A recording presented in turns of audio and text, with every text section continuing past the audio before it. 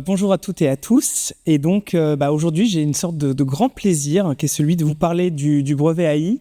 Un plaisir et en fait une émotion en fait aussi, parce que c'est un projet qu'on porte depuis maintenant plus de 2 ans, qui a demandé beaucoup de travail, et c'est aujourd'hui le grand lancement. Et donc, c'est quelque chose qui nous tient extrêmement à cœur. Donc, je m'appelle Laurent Houdre et je suis donc professeur au sein du Centre Borelli, donc associé au département de mathématiques de l'ENS Paris-Saclay. Et en fait, quand on a commencé à discuter de ce projet de Saclay School de massification, il y a eu des grandes séances de brainstorming où on avait plein d'idées. Donc, il y avait bien entendu le fait de créer de nouveaux masters, le fait de renforcer et d'augmenter les jauges de masters en IA qui existaient déjà sur le plateau de Saclay. Mais il y avait aussi une volonté d'acculturation, c'est-à-dire de faire en sorte que, en fait, ce qui se passe actuellement avec l'IA, il y a quelque chose qui est une sorte certains parlent d'une sorte de révolution. Alors, c'est sans doute le cas. C'est quelque chose qui infuse partout dans nos vies. Et il y a, quand on parle avec des gens qui sont néophytes en IA, beaucoup d'idées reçues qui sont souvent fausses, soit des idées positives, où on a le sentiment que ça va révolutionner entièrement nos vies, que ça va tout changer, que tout va être parfait grâce à l'IA, soit à l'inverse, des pensées extrêmement négatives, que ça va être terrible, que les robots vont prendre notre contrôle, que les algorithmes sont intelligents, même plus intelligents que nous. Et on se rend compte que tout ça, ces fausses idées, elles sont liées justement au fait qu'il y a une nécessité, sans doute, d'avoir un socle de compétences communs, qui dans le cadre ici de l'Université Paris-Saclay, mais qui à mon avis dépasse peut-être ça également. Et donc on s'est dit qu'il fallait créer un dispositif qui nous permette d'acculturer vraiment à très grande échelle, à partir de la L1, à l'intelligence artificielle. Ça, c'est ce qui a été un énorme challenge, c'est que bien entendu, il y a une solution qui consiste à rajouter des heures de formation dans les différentes formations, ce qui se fait par ailleurs, mais il y a aussi beaucoup de gens qui ne sont pas intéressés par l'IA, que ça n'intéresse pas a priori. En fait, on ne va pas leur jeter la pierre, on n'est pas obligé d'être intéressé. Et donc l'idée, c'est qu'on s'est dit, il faut qu'on fasse un dispositif qui soit tellement ludique, qui soit tellement agréable à faire, que ça va permettre d'intéresser tout le monde à ce sujet-là, pour encore une fois, réussir à se faire sa propre idée de ce que c'est que l'IA. Et donc c'est vraiment le but de ce brevet AI. Alors, qu'est-ce que c'est que ce brevet AI ? C'est donc le terme consacré, c'est le dispositif pédagogique innovant. En gros, c'est un cours en ligne qui sera disponible sur la plateforme eCampus, qui est du coup pour tout public. Donc, on a fait en sorte qu'il n'y ait pas de prérequis. Donc, n'importe quel étudiant, à partir de la L1, on a même eu des lycéens qui ont testé le cours cet été, qui se sont bien amusés. Le but, c'est véritablement d'acculturer par une pédagogie qui est un petit peu différente de celles, y compris des MOOC actuels, qui sont souvent dans une démarche un peu verticale. On va avoir une sorte de cours magistral et puis des exercices à faire. Nous, notre idée, c'était de se dire qu'on allait se baser sur ce qu'on appelle le learning by doing, l'apprentissage par le faire. Un des exemples que vous connaissez peut-être, c'est la plateforme Duolingo, qui permet de faire de l'apprentissage de langue et qui permet, grâce à des activités, d'apprendre des langues. Alors, ça marche ou ça marche pas, mais en tout cas, ici, c'est ce genre de technique-là qu'on va faire. On va complémenter ça avec également des contenus un petit peu plus traditionnels. Et donc, on va avoir une alternance en réalité de contenus pédagogiques avec à la fois des activités interactives, des sortes de petits jeux vidéo qui ont été construits, également des fiches notions, du coup, des fiches un petit peu plus classiques avec du texte. On a des interviews d'experts, de chercheuses et de chercheurs également, et puis bien entendu des évaluations. Donc c'est une formation interactive qui est disponible en distanciel et qui est tout public. C'est un projet qui a demandé, je vous ai dit, beaucoup de travail et une équipe très grande et extrêmement variée, avec bien entendu des experts en IA. Donc on a eu un certain nombre de chercheuses et chercheurs en IA qui ont participé au projet et qui ont construit tous les contenus pédagogiques. Mais également, c'est également un projet interdisciplinaire. On a notamment eu une chercheuse en design qui a travaillé sur toutes les interfaces et on a réfléchi beaucoup à ces aspects-là. Des ingénieurs pédagogiques également pour s'assurer que tous les contenus qui sont proposés, y compris les activités, sont bien en adéquation avec les objectifs pédagogiques qu'on développe dans les différents cours. Et puis également une équipe de développement pour pouvoir faire un super cours qui soit très joli et très interactif. On a également eu des chercheuses et chercheurs qui nous ont rejoints sur des aspects plus sociétaux et impacts sociétaux de l'IA. Et puis on a bénéficié également de lien avec les professeurs attachés de Saclay School qui ont relu et qui tous les contenus, et également des associations. Je voudrais aussi profiter de ce moment pour remercier du coup tous les membres de cette équipe-là et leur dire à quel point je suis admiratif du travail qu'ils ont fourni, de leur talent, de leur intelligence. Et voilà, il y en a plein d'anciens qui sont revenus aujourd'hui et c'est aussi très émouvant pour nous. Voilà. Alors, qu'est-ce que c'est que ce brevet IA ? En fait, il est composé de 4 cours qui vont porter sur différentes notions. Donc, le premier cours porte sur qu'est-ce que c'est que l'IA, en gros, comment ça fonctionne. On va voir différentes notions, comme la notion d'un algorithme. Ça fait tout à fait partie des termes dont on entend parler. On va voir ça dans les articles de journaux. Les algorithmes, on a l'impression que c'est une sorte d'entité en soi qui pense, qui réfléchit. On démystifie tout ça tout de suite. C'est une des premières notions qu'on démystifie dans le cadre de ce cours. La notion de modèle, apprendre. Qu'est-ce que ça veut dire apprendre, par exemple ? Dans le deuxième cours, on va regarder différentes tâches de l'intelligence artificielle, donc notamment les tâches supervisées, les tâches non supervisées. Ça aussi, ça permet de comprendre quels sont les problèmes que l'IA est capable de résoudre et quels sont les problèmes que l'IA n'est pas capable de résoudre. Le cours numéro 3 porte sur les bonnes pratiques de l'IA, c'est-à-dire dans un domaine disciplinaire, lorsqu'on a envie d'utiliser des techniques d'IA, comment faire en sorte de ne pas faire d'erreurs méthodologiques lors de l'utilisation d'outils. Et puis, le cours numéro 4, il porte sur les enjeux sociétaux de l'IA, avec à la fois l'impact environnemental, qui est quand même une notion très, très importante, avec là aussi un double discours auquel on a donné la place. L'IA comme quelque chose qui va dégrader l'environnement, et puis l'IA comme une solution à certains problèmes, notamment de transition énergétique. On a également un cours sur tout ce qui est lié au cadre légal, d'accord, tous les aspects juridiques, un cours sur les défis éthiques de l'IA, et un cours sur les enjeux scientifiques autour notamment de la science ouverte. Voilà. Donc là, l'idée, c'est vraiment de donner des clés aux étudiants pour pouvoir participer au débat autour de l'IA. Donc en tout, chaque cours dure entre 3 et 4 heures. Donc ça dépend énormément des différents publics. Donc en tout, on est, si on compte sur les 4 cours, sur environ une quinzaine d'heures de formation, sachant qu'il y a des contenus supplémentaires également qui sont mis à disposition des étudiants. Chaque partie des cours va donner lieu à une évaluation. Une évaluation, là encore, qui est interactive, c'est qu'on commence par des questions qui sont du coup des choses assez classiques. Et puis on a ensuite une deuxième partie qui porte vraiment sur une activité interactive. Tous les contenus qui ont été mis en place dans le cadre de ce brevet A ont été relus par des pairs. Notamment, on a été aidé par les professeurs attachés de Paris-Saclay et par l'association des automatants, qui est l'association d'étudiants intéressés par l'intelligence artificielle de Centrale Supélec. Donc l'idée, c'est qu'on va avoir une alternance entre différents types de contenus pédagogiques avec à la fois des activités ludiques et interactives. Donc l'idée, c'est de vraiment que l'étudiant soit acteur de sa formation. On a vraiment essayé de travailler vraiment sur le fait qu'il y a un engagement de la part de l'étudiant dans cette formation. Des fiches notions qui, comme on va le voir plus tard, sont débloquées un peu à la façon d'un jeu vidéo. À chaque fois qu'on passe un niveau, on a accès à des nouvelles informations. Et puis, la partie évaluation avec les questions et l'activité pratique. Donc, les activités, tout à l'heure, je vais vous faire une petite démo, comme ça va devenir extrêmement concret. Ce sont véritablement des sortes de petits jeux vidéo, en fait, où on va pouvoir vraiment jouer et interagir avec les notions. On va parfois pouvoir jouer avec des algorithmes aussi. Donc, en fait, il y a des concepts qui peuvent paraître parfois assez compliqués. Et puis, il suffit parfois de jouer un petit peu avec. Et puis, finalement, ça permet de faire en sorte que ces notions-là, du coup, l'étudiant puisse avoir une sorte de familiarisation avec ces différentes notions. Et donc, notre but, c'est d'essayer de faire passer des concepts qui parfois sont effectivement assez complexes, mais du coup, de façon ludique grâce à ces activités. Il y a également des fiches notions ici qui sont toujours structurées de la même façon, qui sont constituées de 4 sections.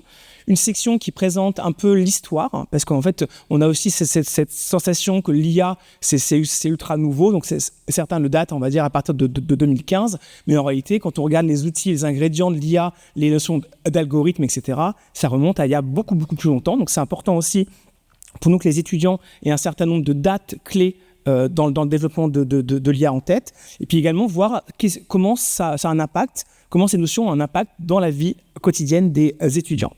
Il y a ensuite une fiche qui porte sur l'essentiel à retenir, qui est l'essentiel du contenu pédagogique qu'on a envie de transmettre sur une notion donnée. Ensuite, une fiche qui s'appelle coup de projecteur, où le but, c'est de voir un exemple concret pour que, du coup, on va essayer de pousser un exemple un petit peu plus loin pour que, du coup, là encore, ça devienne quelque chose d'extrêmement palpable. Et puis ensuite, une fiche qui s'appelle pour aller plus loin, où là, le but, c'est de montrer des contenus complémentaires qui s'adressent principalement aux étudiants qui sont intéressés qui ont envie de creuser un petit peu plus le sujet. Pour les évaluations, effectivement, il y a une partie QCM qui est relativement classique, avec d'ailleurs différents types de questions, pas uniquement des QCM, et une partie activité ensuite, qui souvent est assez inspirée de celle que les étudiants ont fait dans les parties précédentes, qui permettent de voir si l'étudiant est capable de remobiliser ses connaissances pour résoudre un nouveau problème ici. Donc l'idée, c'est que chaque partie de cours, chaque notion qu'on a envie de transmettre va en fait être dans une sorte de parcours ici dynamique, avec à la fois des textes, avec ensuite on va faire une activité, ensuite on aura une transition, on va débloquer un bout de la fiche notion. Donc en fait on a un peu quelque chose qui ressemble à un jeu en fait, où on débloque différents niveaux. Mais plutôt que de vous montrer ça avec un slide, je vais du coup vous faire une petite démo de ce brevet AI. Hop. Donc, on se connecte sur la plateforme du brevet AI qui sera disponible sur eCampus et on est accueilli par une petite mascotte. On ne lui a pas donné de nom, d'ailleurs, peut-être qu'on devrait lui donner un nom. C'est une allégorie d'intelligence artificielle et en fait, cette petite mascotte, c'est elle qui va poser des questions à l'étudiant, qui va lui donner des sortes de missions, qui va lui donner des sortes de jeux, qui va être une sorte de guide tout au long du dispositif pédagogique. Donner aussi des indices sur les questions, etc., etc.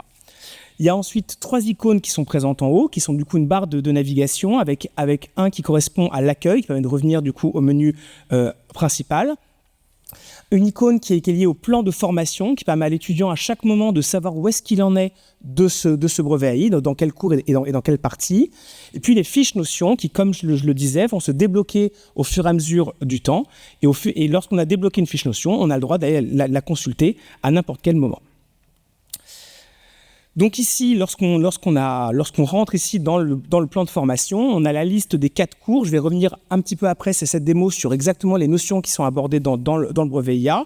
Et donc ici, on a une sorte de menu déroulant qui présente tous les cours qui sont disponibles dans le cadre du brevet AI, avec une présentation ici des différentes notions. Donc on va pouvoir commencer ici par une introduction. Donc là, l'idée, c'est qu'on commence par donner là ici, en l'occurrence, c'est le fonctionnement de l'IA. Donc on va poser des sortes de grandes questions. Au passage, il y a les illustrations sont magnifiques, sont faites par une chercheuse en design qui a fait toute une iconographie pour le brevet IA avec vraiment de la consistance. On a donc là ici, qu'est-ce que c'est que l'IA, les grands types d'IA.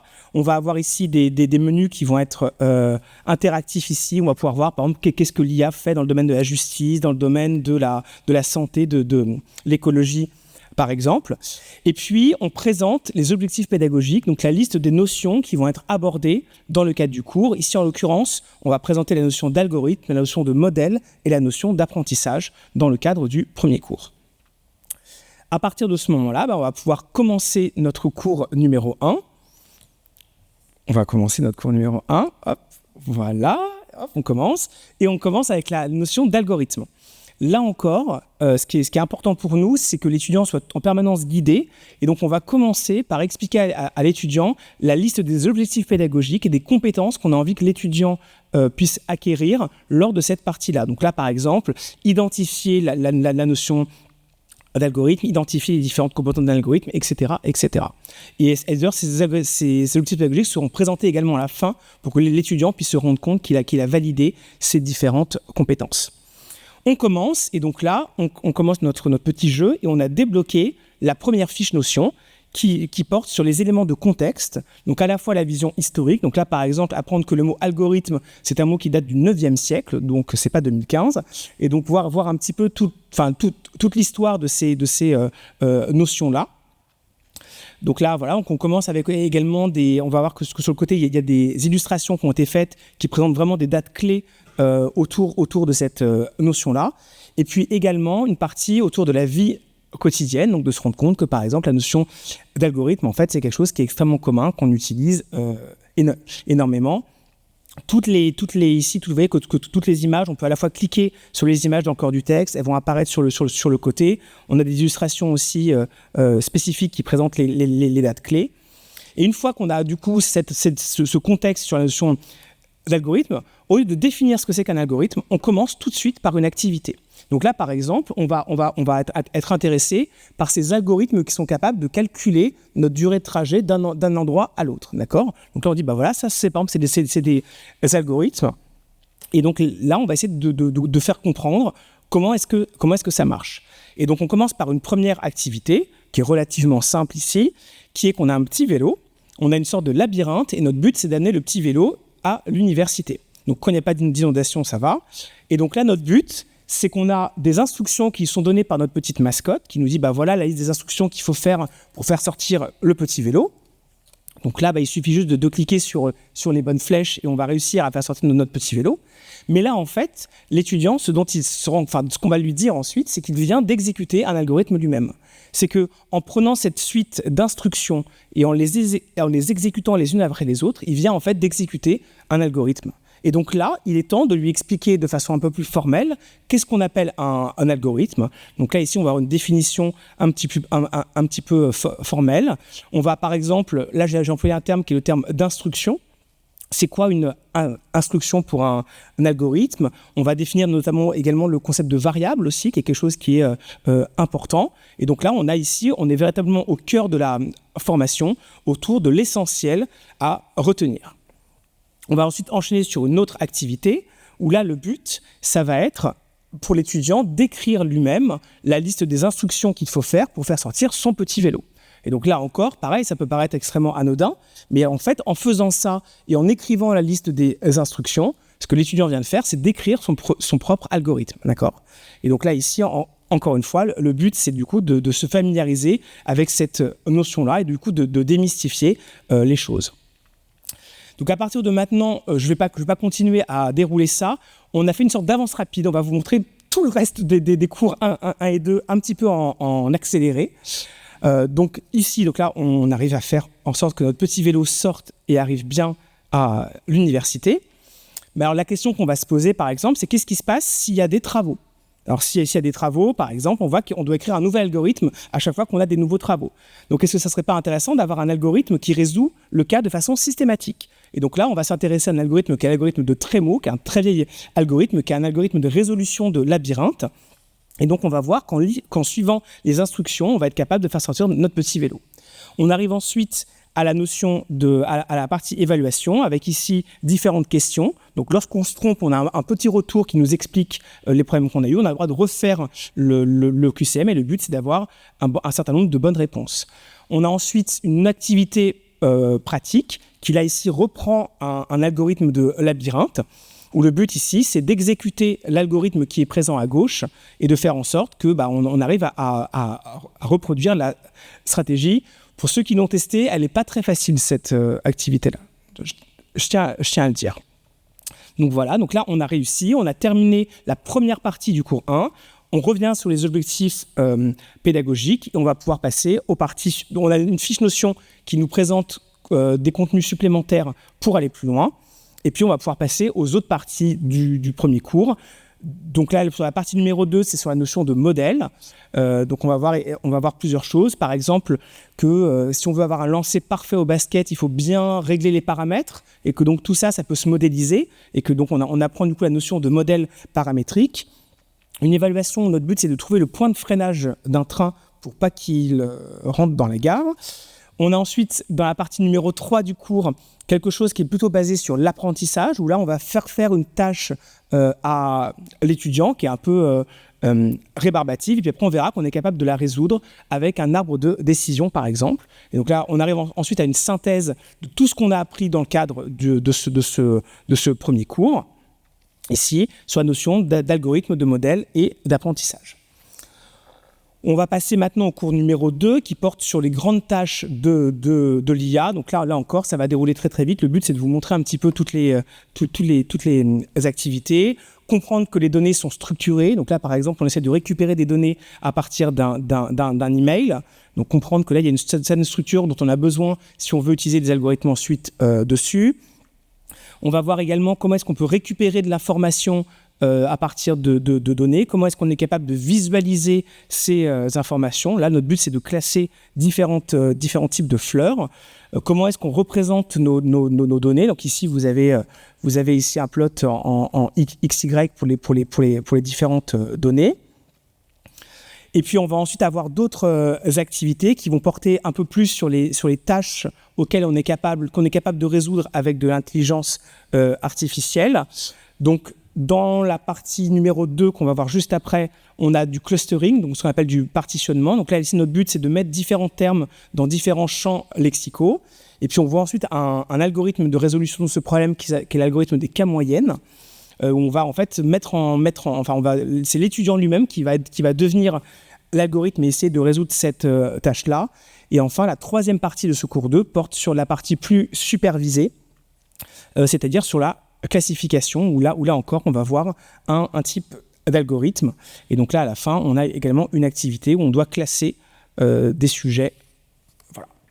Donc là, ici, c'est un panorama des cours 1 et 2. Il y a également le cours 3 et 4 qui est encore en cours de développement.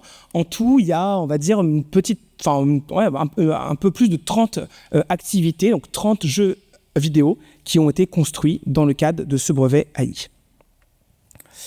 Donc je vais maintenant revenir plus précisément sur les objectifs pédagogiques des différents cours. Donc pour le cours numéro 1, j'en ai déjà parlé. On va avoir 3 notions principales, la notion d'algorithme, la notion de modèle et la notion d'apprentissage. Ce qui est important de signaler, c'est que si vous regardez les verbes qui ont été utilisés ici, on est vraiment dans le domaine de l'acculturation. C'est-à-dire que notre but, principalement, c'est d'avoir identifié les différentes notions, d'avoir une connaissance du vocabulaire, de savoir ce que c'est. Et donc, notre but n'est pas de former des experts, bien entendu, en intelligence artificielle. C'est plutôt de la sensibilisation du fait que voilà, il y a des paramètres, c'est important de bien régler les paramètres, etc., etc. Donc le deuxième cours, comme je le disais, porte sur les différentes tâches de l'IA, avec une partie 1 qui est plutôt du côté science des données, sur comment est-ce qu'on recueille des données, comment est-ce qu'on les différents types de données, comment est-ce qu'on les représente et comment est-ce qu'on va pouvoir les traiter pour pouvoir ensuite utiliser les algorithmes dessus. Et puis une partie numéro 2 sur tout ce qui est non supervisé. On va avoir notamment les algorithmes de clustering et comment est-ce qu'on évalue leur performance. Et dans la partie 3, plutôt porté sur l'apprentissage supervisé. Donc là, ce qu'on va voir, c'est de la classification. Et notamment, on va bien voir la différence de quand est-ce qu'on a des données d'annotation sur nos données, quand est-ce qu'on n'en a pas, et dans quel cas utiliser l'une ou l'autre de ces approches. Le cours numéro 3 porte sur l'IA en pratique et sur les bonnes pratiques de l'IA, avec une première partie qui est liée au nettoyage de données, donc tout le travail qu'on va faire pour pouvoir supprimer les données aberrantes, pour faire en sorte que nos modèles, du coup, fournissent des résultats qui soient pertinents. Une deuxième partie qui est liée à toute la méthodologie pour essayer pour faire en sorte d'avoir des algorithmes qui sont généralisables, donc notamment le fait qu'il faut pas régler tous ces paramètres sur l'ensemble des données sur lesquelles on a envie de tester, le fait qu'il faut qu'on sépare toutes les données. Et puis une partie 3 qui est un petit zoom ici sur le deep learning. Notre but, c'est encore une fois plutôt d'introduire des termes de vocabulaire et donc de voir ce que c'est qu'un réseau de neurones. Par exemple, là encore, on n'est pas du tout sur la formation expert, c'est vraiment essayer de comprendre plutôt les différents termes.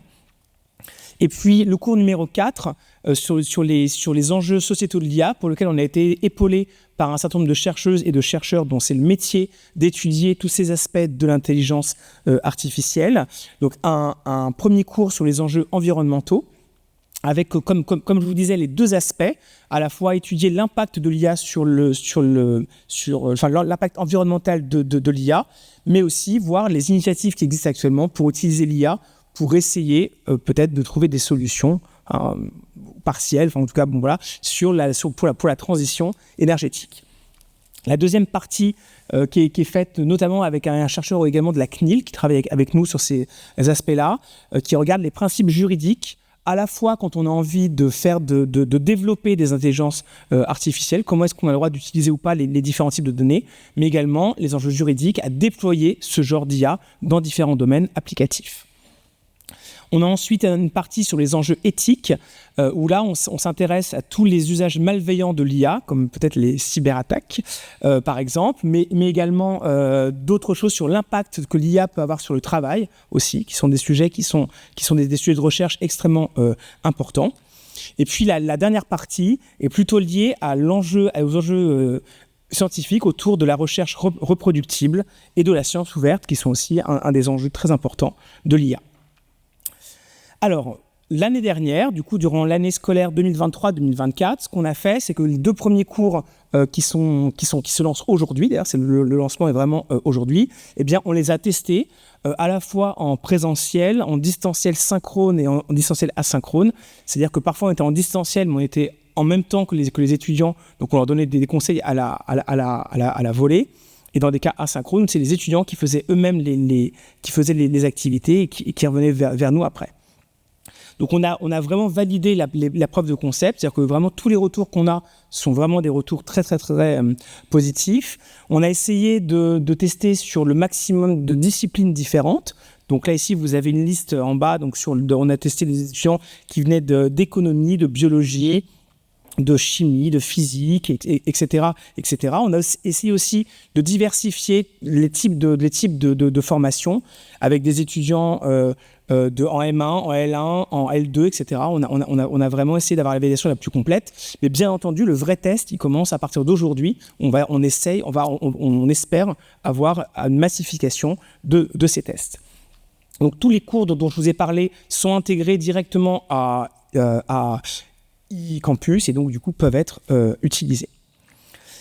Donc depuis la rentrée 2024-2025, les cours 1 et 2 sont d'ores et déjà disponibles sur eCampus. On laissera un mail à la fin de la présentation si vous êtes intéressé pour le faire être testé par vos étudiants, on vous inscrira et on est extrêmement ravis.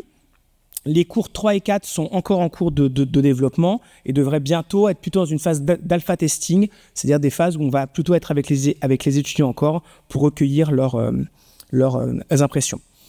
Il y a une possibilité dès maintenant, si vous, en tant que responsable de formation, vous avez envie de le faire, d'intégrer à titre expérimental ce brevet IA dans certaines formation. Il faut bien voir que cette année, on est dans une année de bêta testing, d'accord ? C'est que pour l'instant, nous, on est encore en développement.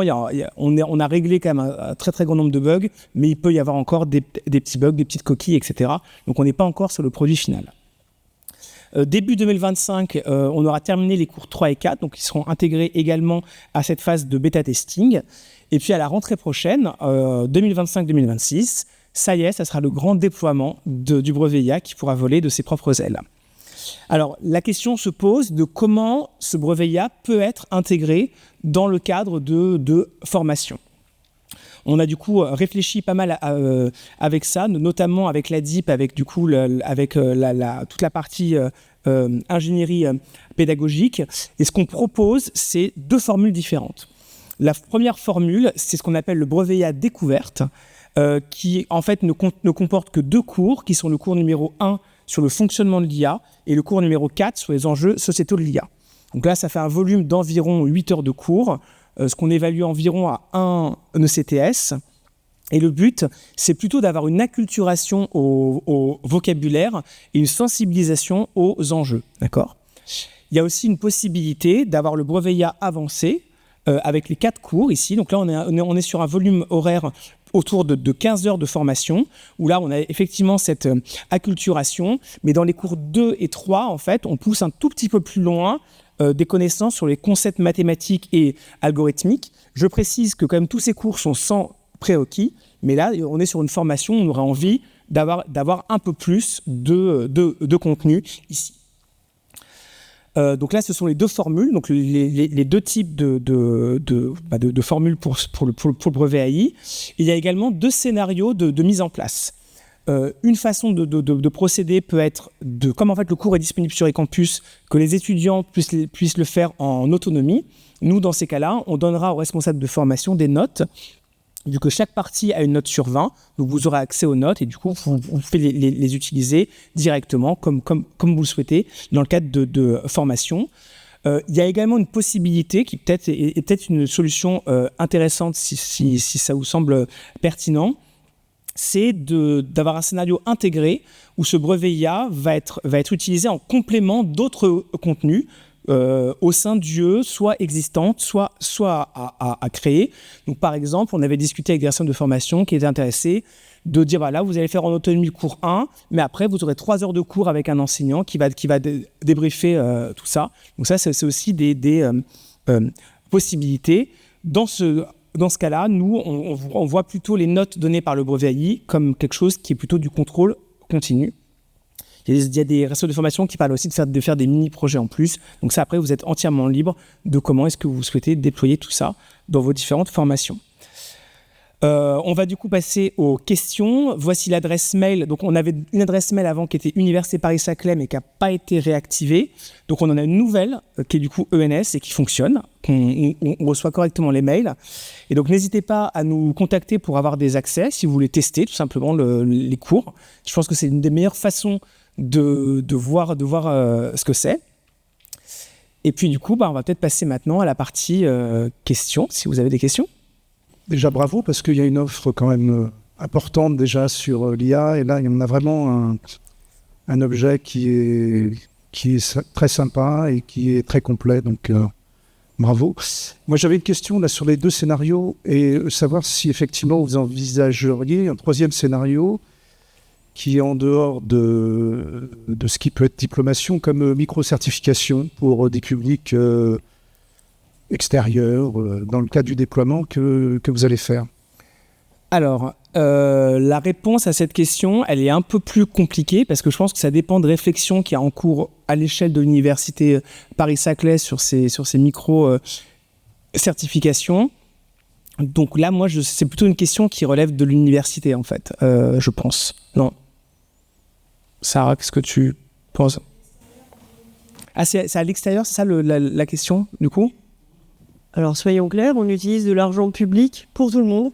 Donc, concrètement, ce qui est développé chez nous doit être ouvert à tous ceux qui peuvent en bénéficier. Enfin, je vais dire, la ligne claire sur laquelle on a fait l'ensemble de nos développements, que ce soit les plateformes, le brevet AI et autres. Donc, si en tout cas le brevet AI répondait à un besoin, la réponse courte, c'est oui. On peut bien sûr la mettre à disposition à d'autres gens. Évidemment, va se poser une problématique, j'imagine, à un moment donné de serveur, d'accès, tu vois, tout ce genre de choses-là. On ne va pas pouvoir supporter au sens physique du terme un nombre de connexions fou, mais par contre, c'est un peu comme un MOOC. On doit pouvoir le déployer ailleurs et se donner les moyens, si on est aidé, de le déployer ailleurs. Oui, tout à fait. En tout cas, après, c'est sur les enjeux de micro-certification où là, je crois que c'est encore en cours. Enfin, il n'y a pas encore de... Je crois que le débat n'est pas du tout tranché sur ce programme-là. Mais effectivement, sinon, tout à fait. Nous, on a eu des lycéens qui l'ont essayé, par exemple. Donc, ouais, tout à fait. Bonjour, merci pour la présentation et pour le travail. Donc, moi, je suis responsable d'une licence Infomat où on couvre beaucoup de ces sujets, mais je voulais confirmer qu'il pouvait y avoir un intérêt très fort pour des morceaux.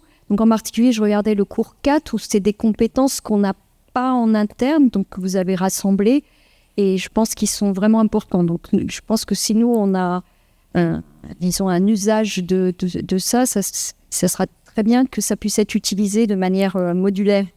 Alors, nous, effectivement, sur le cours 4, ce qui se passe, c'est que le cours 4 fait appel aux notions qui sont vues dans le cours 1. Donc, en fait, si on estime que ces notions-là, c'est des notions qui sont connues par les étudiants, qui font partie des prérequis, dans ces cas-là, ça pose pas de problème. Mais du coup, voilà. Mais par exemple, sinon, il y a quand même vraiment une connexion qui est entre le cours 1 et 4. Et ensuite, les cours 2 et 3 sont dépendants, doivent être dans cet ordre-là et dépendent du cours 1 aussi. Et j'avais, si je peux garder le micro 2 minutes, une remarque aussi, et des personnes comme de ma génération et informaticiens ont un peu de mal à cerner ce qu'on met derrière la thématique IA. Donc, je sais très bien que vous commenciez algorithme, modèle. Et je me pose toujours la question dans la tête de monsieur tout le monde, même d'un scientifique, finalement, c'est quoi qu'est-ce qu'ils vont retenir de là, de ce qu'il y a entre l'ordinateur résout un problème compliqué qu'il peut faire avec des algorithmes déterministes sur des modèles, parce qu'il s'est passé pendant pas mal d'années, versus cours 2, cours 3 qui vont assez loin dans des techniques d'apprentissage, qui sont des techniques qui marchent, etc. Mais finalement, où vous mettez la balance, est-ce qu'ils sortent avec quel type de compréhension du périmètre? Je comprends, ouais, tout à fait. En fait, bon, de toute façon, je pense que personne n'est capable de définir ce que c'est que l'IA, parce qu'en plus maintenant, c'est devenu un terme qui est un terme qui est vraiment grand public, et donc en fait, on voit que, par exemple, moi je suis du traitement du signal à la base, maintenant je dis aux gens que je fais de l'IA. Bon, de toute façon, finalement, il y a beaucoup de disciplines qui commencent à se mélanger, qui deviennent véritablement de l'IA. Nous, c'est une question qu'on aborde aussi, d'ailleurs, dès le premier cours, en disant qu'il n'y a pas véritablement de définition. On est plutôt sur une définition au sens large de l'IA. L'idée ici, c'est que justement, au travers des différents cours, dans le cours numéro 1, on a les algorithmes qui sont déterministes. Le cours numéro 2, on va avoir des algorithmes qu'on appelle de machine learning, donc qui étaient encore un peu à la frontière. Et puis dans le cours numéro 3, là, pour le coup, on est sur du deep learning. Donc nous, notre idée, c'est de se dire qu'on ne va pas trancher le débat, en fait, et de montrer une sorte de palette la plus large possible, et la définition la plus large possible de ce qu'on appelle intelligence artificielle. Ça fait, à mon avis, partie de la déconstruction un peu nécessaire de ce terme-là, qui souvent, maintenant, était deep learning. Maintenant, même le deep learning, maintenant, c'est vraiment l'IA générative, les grands modèles de langage. Maintenant, l'IA, c'est ça. Mais on sent que c'est un terme qui évolue beaucoup, parce que ce terme, il est très ancien, et à l'époque, il voulait dire complètement autre chose. On trouvait ça has-been, on a changé, c'était machine learning, enfin bref. Il y a aussi une notion de vocabulaire autour de ça, mais qu'on aborde également dans les fiches sur l'aspect historique. Voilà. Donc après, effectivement, pour savoir exactement ce que les étudiants voient, nous, en fait, on a la liste des objectifs pédagogiques qui permettent de voir exactement toutes les notions qui sont enseignées. Oui. Bonjour, moi j'ai une question beaucoup plus terre à terre en fait. Est-ce qu'il est possible de l'utiliser sur un téléphone? Parce que pour l'avoir testé en juin, ça ne marchait pas sur téléphone, et si on veut le déployer auprès d'étudiants, en fait, ça va être un support qu'ils vont utiliser. Alors honnêtement, sur téléphone, c'est trop... il faudra voir si on a des financements supplémentaires. Ça serait un travail, à mon avis, gigantesque de faire ça. Surtout qu'en plus, on n'est pas autonome. C'est que tout dépend de... Là, en fait, pour le déploiement sur Paris-Saclay, on passe par eCampus. Et donc, ça crée des problèmes d'intégration qui sont vraiment énormes. Donc, a priori, on n'a pas prévu de faire ça sur téléphone. Après, je crois que sur des tablettes relativement grandes, ça marche quand même bien. Mais effectivement, sur téléphone, non, ça serait un travail... ça serait une sorte de nouveau projet qu'il faudrait refaire, je pense. Donc, ce serait trop compliqué. Merci. Je voulais rebondir sur qu'est-ce que l'IA. Et en fait, donc moi, j'enseigne l'IA. Et ce que j'essaye de faire au premier cours, évidemment, on a envie de répondre un peu à cette question. Mais ce qui est intéressant et un peu méta, c'est que c'est un problème de classification, en fait. Et je me classifie une tâche ou sa résolution comme étant de l'IA ou non. Et donc, on voit qu'en fait, les tâches de classification, il n'y a pas forcément une réponse objectivement parfaitement bonne. Et donc ensuite, il y a des aspects, souvent on peut définir les choses, soit en fonction de leur interface, ce que ça fait, soit en fonction de leur implémentation, comment on le fait. Donc ça, c'est vraiment cette problématique en IA où... moi, j'ai fait de l'IA avec Deva Garfa il y a longtemps. Et donc, effectivement, il y a des choses qui sont sorties un peu pour devenir recherche opérationnelle, programmation par contrainte, etc. Et donc, après, on parlait d'apprentissage automatique, machine learning, etc. Maintenant, on parle de deep learning. Mais donc, je pense que c'est une question où il ne faut pas chercher la bonne réponse, à mon avis, mais ça servait un peu comme un tremplin pour faire cogiter sur, en fait, classifier, utiliser des mots pour désigner des classes il n'y a pas forcément une bonne réponse, même si quand on regarde le dictionnaire, on peut avoir des définitions. Donc je pense que c'est un problème très intéressant qui est utile. Ouais, tout à fait. Ouais, tout à fait. Et peut-être aussi juste un point important, je ne sais pas si vous en parlez plutôt dans les cours 1 ou dans les cours 4, mais quand on parle d'intelligence artificielle, justement, il y a un peu ce problème qu'on utilise le mot intelligence, et donc le concept intelligence. Et ensuite, il y a beaucoup de malentendus qui sont liés à la confusion entre intelligence, capacité cognitive humaine, et puis intelligence, capacité calculatoire de la machine. Où le problème, c'est que l'intelligence, ça existe, l'intelligence psychométrique, capacité cognitive, bon, c'est un peu qui peut le plus, peut le moins. Il y a des tâches cognitivement difficiles dont on peut déduire que si quelqu'un les accomplit, il pourra faire sans se tromper des choses beaucoup plus simples sur cette échelle de charge cognitive nécessaire.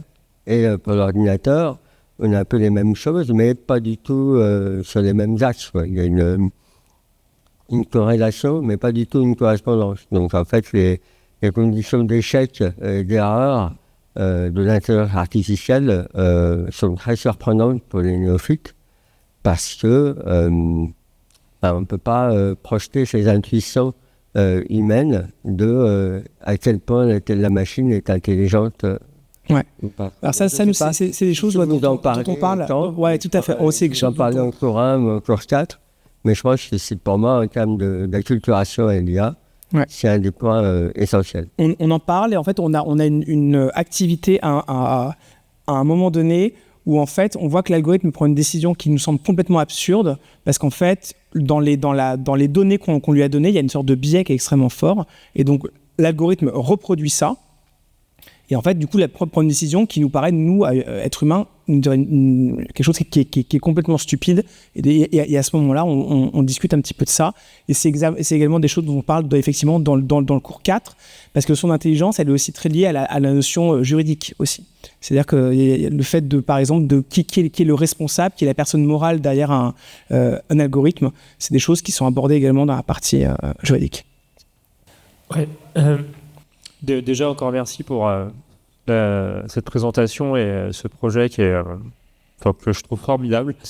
Une simple question, mais la réponse est peut-être pas simple, je sais pas. Pourquoi ça s'appelle brevet AI ? Pourquoi cette notion de brevet ? Parce qu'on avait l'idée d'une sorte de certification. Ouais.